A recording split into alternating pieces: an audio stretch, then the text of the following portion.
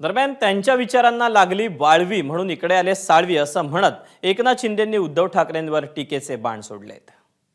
ज्या पक्षाच्या विचारांना वाळवी लागली आहे तिथं कसा राहील राजन साळवी, कसा राहील? कुठेतरी बोर्ड लावला होता काय? बोर्ड कुठल्या तरी लावला होता ना? हा, ज्यांच्या विचारांना लागली वाळवी म्हणून इकडे आले राजन साळवी।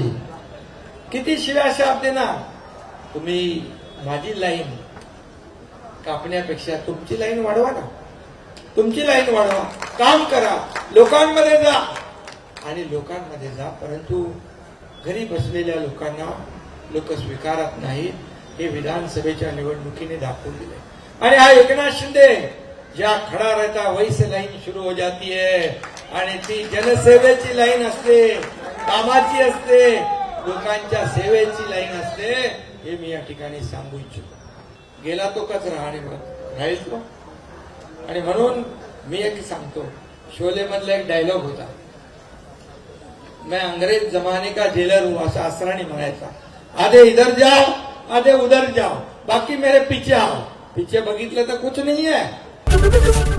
एबीपी माझा, उघडा डोळे बघा नीट।